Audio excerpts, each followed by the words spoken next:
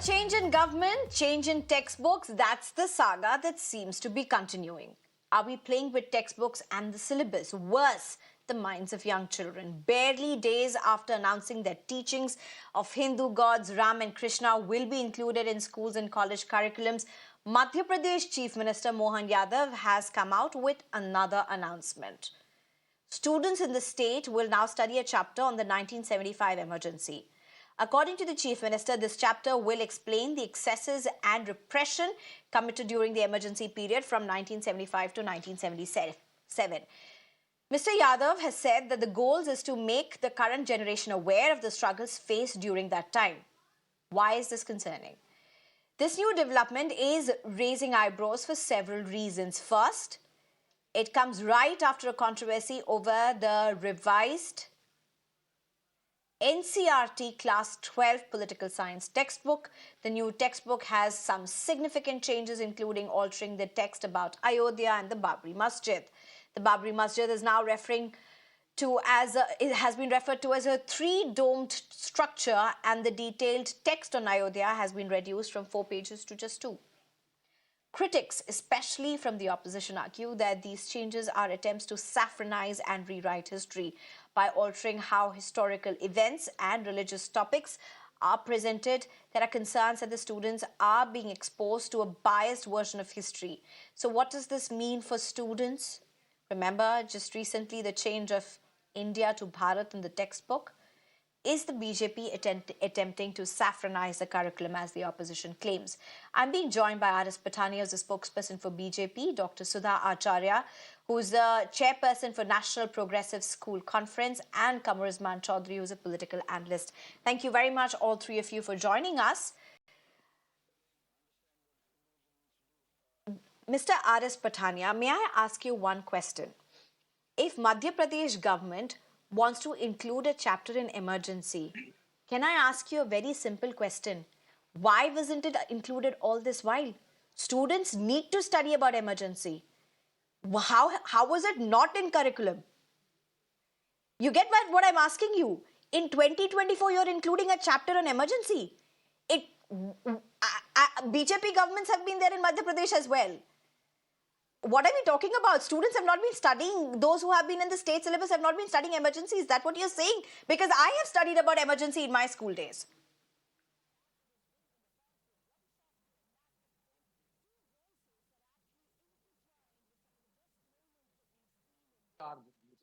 Mr. R.S. Patania, you have to unmute yourself. I think my voice is audible. I am audible? Am I audible? Yes, please. Go ahead. Please go ahead, sir. Yes. So, with due respect to all responsibility, I refute the very charge which has been made at the outset of this show. Rationalization and not saffronization. This is basically the summum bonum of all the revision activity. And no, I didn't make this. It's the opposition that is making it. Just a clarification. That's what I'm telling. I'm not saying you are blaming. A charge has been personally there out, and I totally refute and revert it at the very first instance. History is not something which is static. It changes. History changes, the perspectives change, the views change, and ultimately the nuances also change. So with the passage of time, I think the textbooks need to be reviewed. Emergency, for the first time and the last time till the 50, 60 years of independence, the Indian democracy has seen it. So the students need to know, they should know about Babri Masjid and the three-dome structure. Sir, there is no doubt about that. There is no doubt about that students need to see. You're not understanding my question. I think you were not expecting this question. The truth is 2024 में आप emergency का chapter क्यों लगा रहे हो, sir? They should be there in schools. I mean, syllabus have them. I don't understand why Madhya Pradesh state government has jumped onto an emergency chapter in 2024 when there is a hangama happening in parliament. You get my question? Yeah, I've got your question. And with all clarity and with all vehemence at my command, my respectful submission that if a chapter on a very important aspect has not been included, it has not been elucidated in the earlier years or decades, it's never late to start. So the students must need to know Article 352 exercise only once till till independence and till today. They need to understand what was the basis, what was the background, what was the impact, and what should be the collective resolve to strengthen a democracy, to strengthen the people and the officers and the Sarkar contact, and to resolve that we wouldn't, and we need not 100%. have I such don't cases in disagree future. with you. But What's what the bad I'm idea? trying to understand is how did the BJP not realize this all this while? Anyway, let me That's get the true. other panelists as well on this. Mr. Should have been Kamruzman should have Chaudhary. been earlier. So now Madhya Pradesh government has gone ahead and made a chapter of, added a chapter, decided to add chapter of emergency in the textbook saying children must learn about emergency. Surely you and I, despite our, whatever our political stance would be, and including Dr. Sudha Acharya, would agree that students need to study about emergency. But what is this really happening? Is it only about emergency? And in 2024, a government is coming and saying, we are going to add a chapter on emergency. That sounds so bizarre. Which student in India should be deprived of all these years of not having studied about emergency? This, I mean, please go ahead, Mr. Kamruzman Chaudhary. Yeah, actually, these people, they forgot that Indira Gandhi only brought the education system in the concurrent list. And I believe if Indira Gandhi was present today, she would have been cursing herself today for having brought the entire education into the concurrent list during the emergency. Because how this government has played politics or tried to poison the young minds of our nation with saffronization, that's the first charge that I can make out here. Sneha, one thing is for sure, textbooks, as the title describes it, holds a sacred place in the education system. Both the teacher and the student rely on them as their first authentic source on how to approach a subject. That's the basic point. But by the routine revision of textbooks ought not to result in controversy since it is necessary academic exercise. I told you my first point. But when you have an ideological state proactively engaged in rewriting history with the aim of promoting its own agenda of Brahminical Hindutva politics, I stress on that the interest of the students of education and indeed the nation is bound to be compromised. They have not only a very small example. Let me cite. You have mentioned this on a slide, on a little note, like the NCERT Class 12 political science books. What did they? What did they make the changes on that? They completely they deleted any reference to the Babri Masjid. They deleted the Kalyan Singh government being dismissed, or Prime Minister Atal Bihari Vajpayee saying that Ayodhya was BJP's worst miscalculation. All these topics that the students must learn from the history have all been deleted just because they do not want to project what they have done to the young minds of our country. You try to fiddle with the periodic table.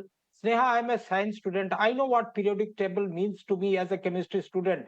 They try to fiddle with it. They are trying to bring in the Vastu Shastra as a subject in a university. They are trying to bring in some other things from the Vedas, which have no scientific rationale or reasoning in this Okay. country. The scientific temper of the students is getting lost. Okay. Where are we heading to, Sneha?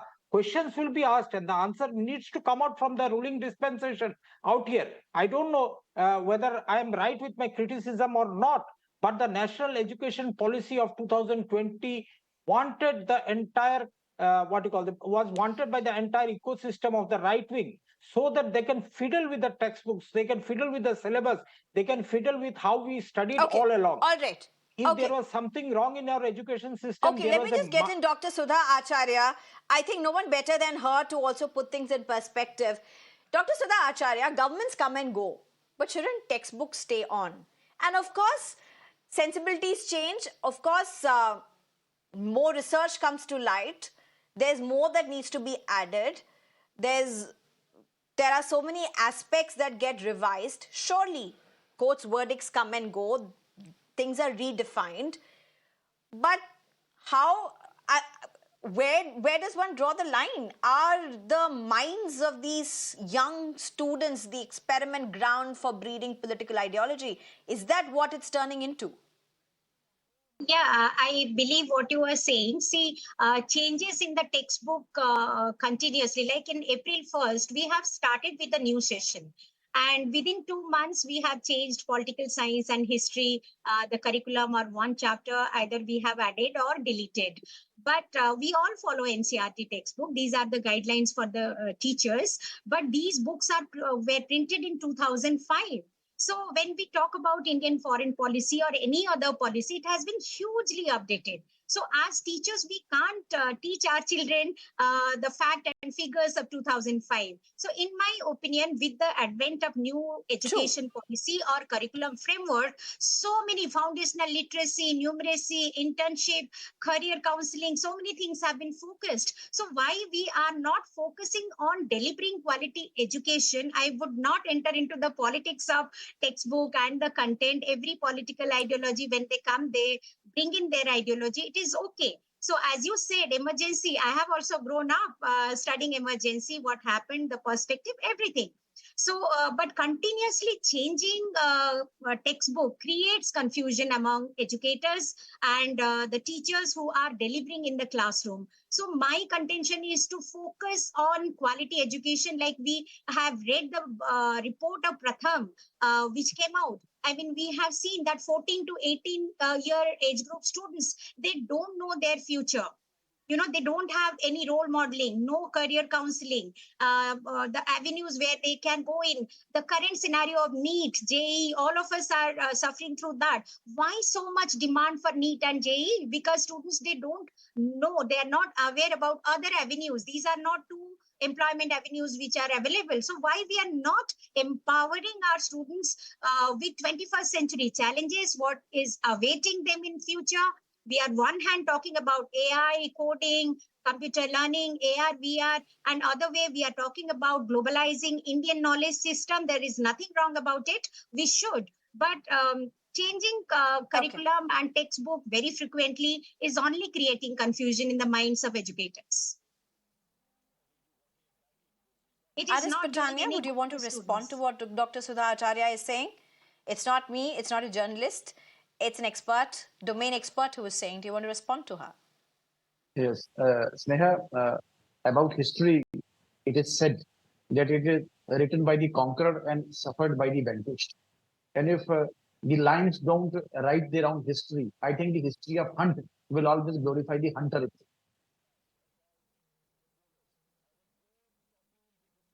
So So the my line that you really quoted, and if I may correct you on that, is a so line of a colonial historian. no. It's My not of a my my historian. submission. The My sub, perspective that you have quoted is that of a colonial historian that you have quoted right now. I don't think that perspective holds true for 2024 India. I think we need to get out of that, sir. Wouldn't you agree? Sneha, my submission remains very sweet and simple. We have heard much about the Mughals. Why do we read pretty less about the Cholas of South India? Why why we We have read about don't Akbar? read less, sir. Why do I we read? don't know which Why do we know textbook are less you about talking Lalita Dixit? about. Because We I need to, read a lot about Cholas as well. but why don't I we mean, read about Cholas Lalita were a Dixit huge Mukta? deal down south. He was the emperor of Kashmir and he extended the boundaries of Kashmir up to Central Asia. Why the history calls Maharaj Hari Singh But Jammu and Kashmir why as a don't I dictator see and a that tyrant? in no. Then with the changes that did happen, why didn't here's my question. With the Please, changes did happen, why didn't you bring that in? Why are you just centered around Mughals? yes. Add on. I'll Add to Sneha, India's history and the I diversity. don't Why I don't nullify want what to exists?